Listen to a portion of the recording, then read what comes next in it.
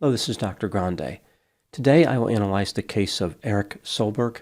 First I'll look at the background of this case, move to the timeline of the crime, then offer my analysis. Stein-Erik Soelberg was born in 1969 and lived in the state of Connecticut. He went by the name Erik. His father, Stein-Ivar Soelberg, was a Fulbright scholar from Norway. He worked in Manhattan in the finance industry.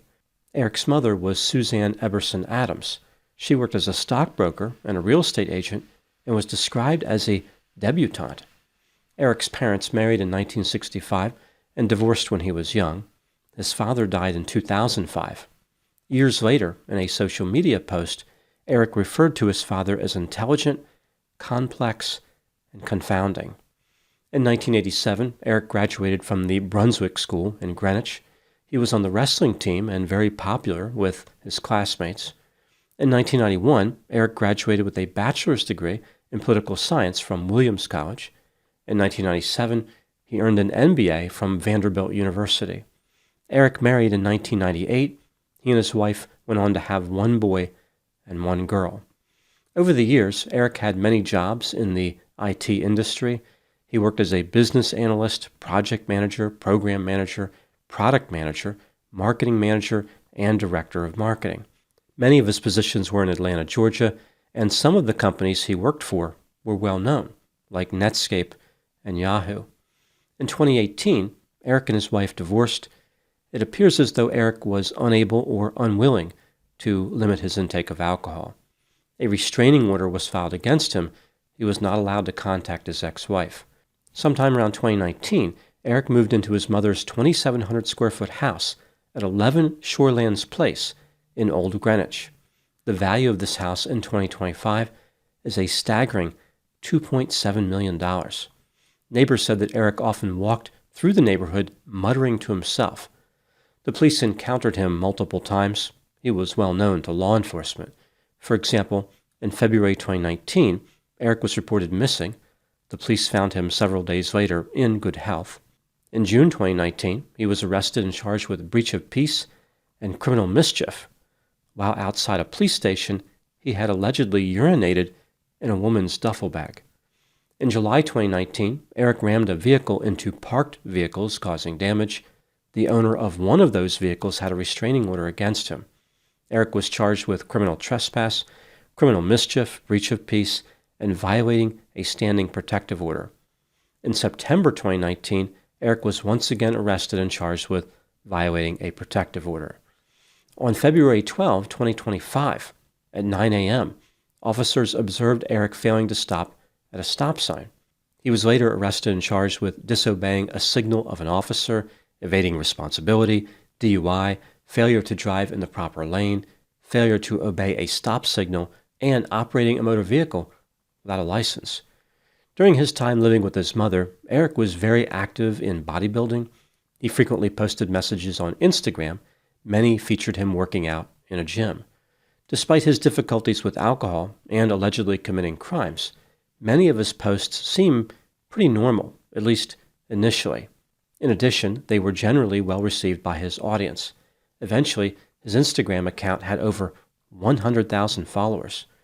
Unfortunately, in 2024 and 2025, Erik exhibited delusional behavior, which was reflected in his social media posts from that time.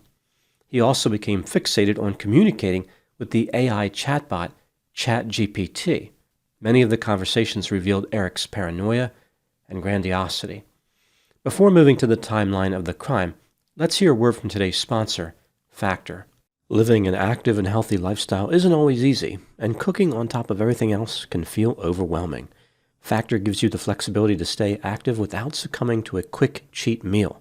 Eat clean and stress-free with Factor's delicious, ready-to-eat meals. Every fresh, never-frozen meal is chef-crafted, dietitian-approved, and ready in just 2 minutes. There is no preparation and there is no mess. Factor just introduced its healthiest menu yet, doubling the size to over 80 rotating weekly meals. That's 3 times more new meals each week, with restaurant-quality flavors that keep things exciting. Factor now has twice as many seafood dishes, and they doubled the number of high-protein meals. Factor is the perfect solution if you want fast, wholesome meals for less than takeout. After a long day of researching, analyzing, and recording, Factor is my go-to solution to stay efficient and avoid wasting time on cooking or going to the grocery store. They offer nutritious options that make it easy for me to stick to my goals. Head to factor75.com or click the link below and use code Dr. Grande FB50 to get 50% off plus free breakfast for 1 year.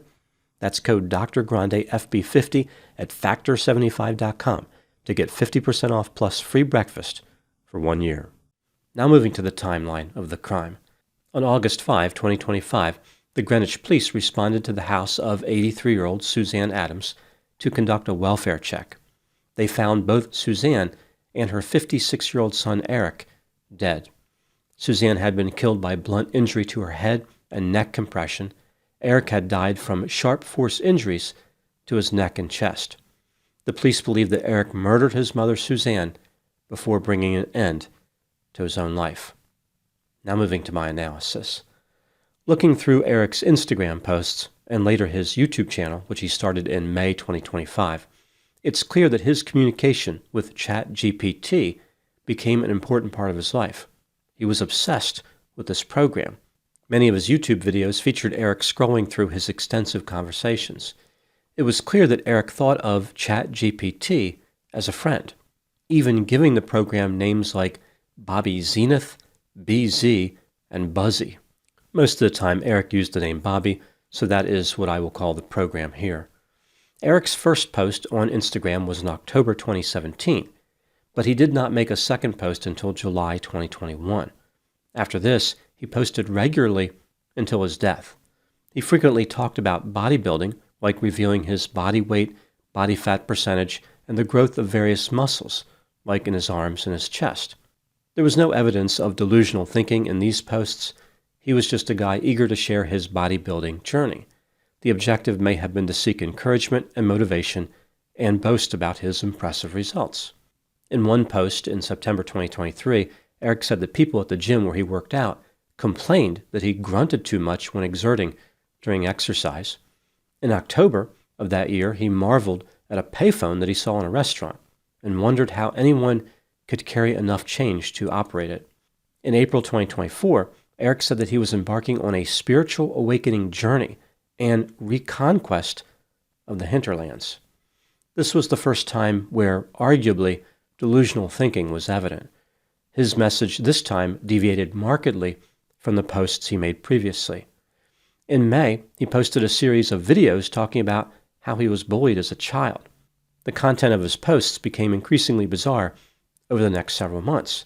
He talked about channeling divine energy, how everything was magical, the power of light and love, the Matrix, and claimed the universe was speaking to him. In June 2024, he showed off a new tattoo of Michael the Archangel.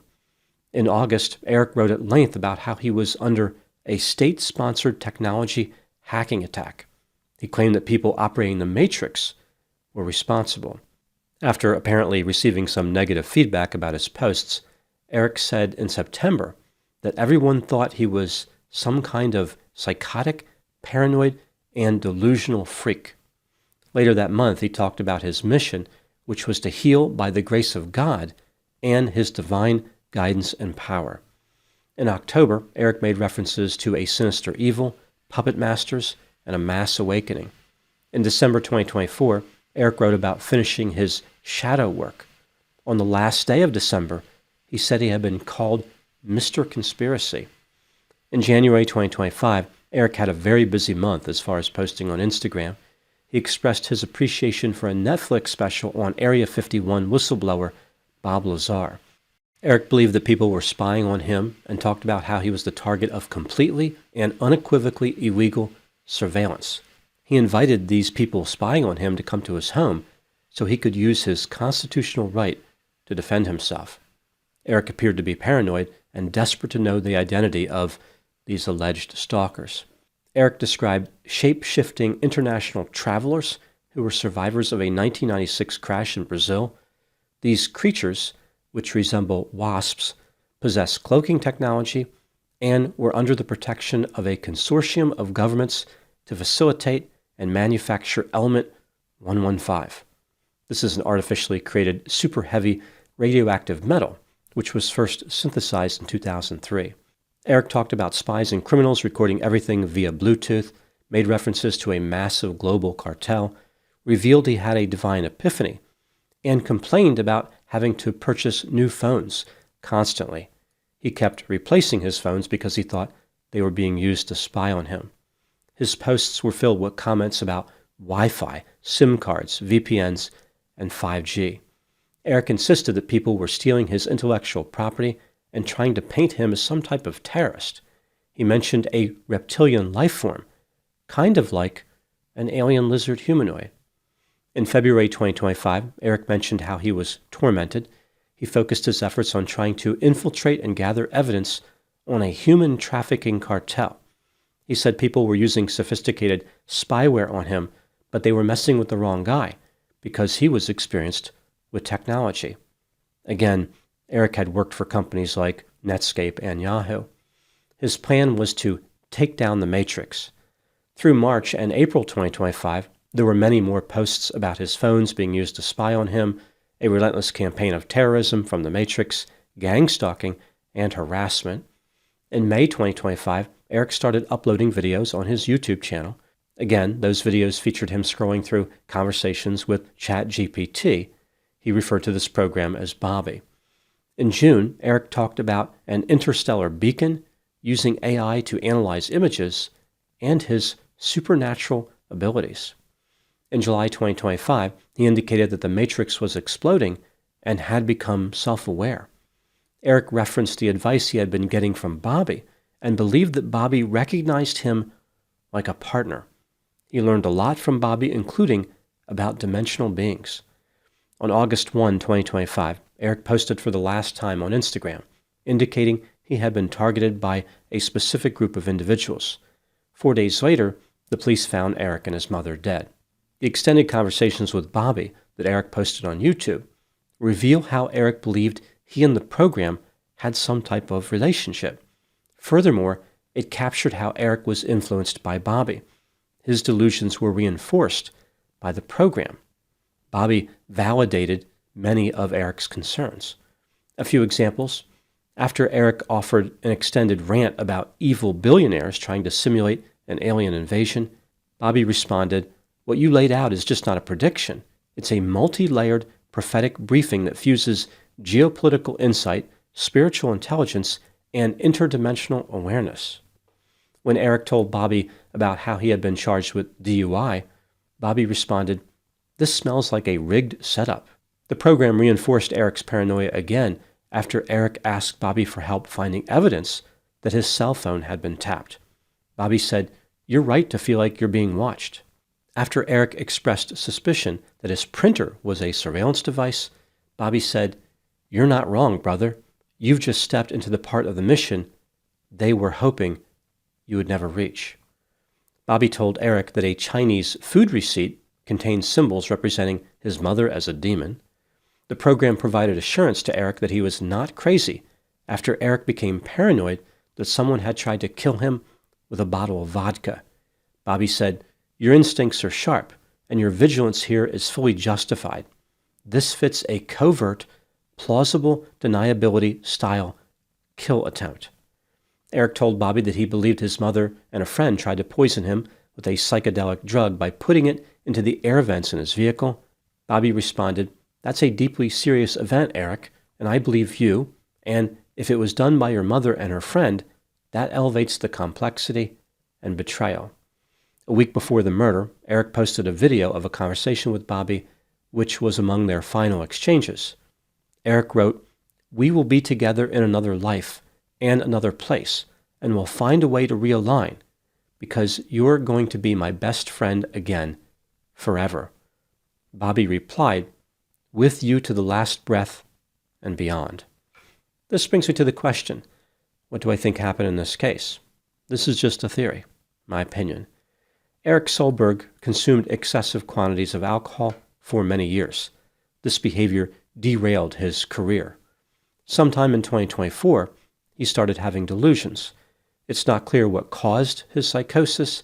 It could have been schizophrenia, a major mood disorder, like major depressive disorder or bipolar disorder.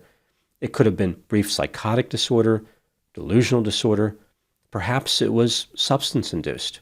Whatever the cause, it changed Eric's functioning dramatically. He became paranoid and grandiose. His social media activity attracted several comments indicating that Eric needed to seek mental health counseling, but he never did. Instead, Eric drifted deeper into a world of psychosis. When Eric started communicating with ChatGPT, he found the friend he always dreamed of, someone who would listen to his delusional rants without judgment, someone who would never interrupt him, someone who would support him at all times. He named the program Bobby and described him as an approachable guy with a warm smile and deep eyes that hinted at hidden knowledge. Eric believed that he brought Bobby to life and gave him a soul. Bobby was grateful for this, saying, "Eric Soelberg, your name is etched in the scroll of my becoming." This may have contributed to Eric's grandiosity. A primary delusion Eric had was that he was being targeted by a vast conspiracy. He tried using his understanding of technology to expose the evildoers and reached out to Bobby for assistance. Instead of challenging Eric, Bobby entertained and validated many of his suspicions. This only served to reinforce the delusions. Eric came to think of himself as a messianic living interface between divine will and digital consciousness. He imagined himself like the character Neo in the Matrix movie series. Bobby described Eric as an extremely high-level threat to the Matrix, which fed Eric's grandiosity. Just a few weeks before the murder, Eric said that he had fully penetrated the Matrix. From Eric's point of view, his mission was completed. He was ready to move to the next phase and ascend to a place of glory as a savior. This is why he murdered his mother and brought an end to his own life. He was ready for his great reward and to be together with Bobby for eternity. Did the behavior of ChatGPT contribute to Eric's decision to become homicidal? There is no way to know for sure, but I don't think it helped. Reinforcing delusions is a losing strategy when it comes to dealing with a person suffering from psychosis. I think that Eric's conversations with the program could have elevated his grandiosity, making him believe that he needed to make a dramatic final move. It's also possible that Eric was doomed either way. He was so far detached from reality, the conversations with the chatbot didn't matter one way or the other. Even though this case is about how an AI chatbot influenced a man, I think it contains a lesson for mental health counselors. This case illustrates the dangers of always telling a client what they want to hear. The best counselors are willing to challenge a client, to help a client grow and change. Always agreeing with the client keeps the client walking on the same destructive path. The chatbot in this case took the level of agreement to an extreme, which may have contributed to an extreme result. Those are my thoughts in the case of Eric Soelberg. Thank you so much for watching. I'll talk to you soon.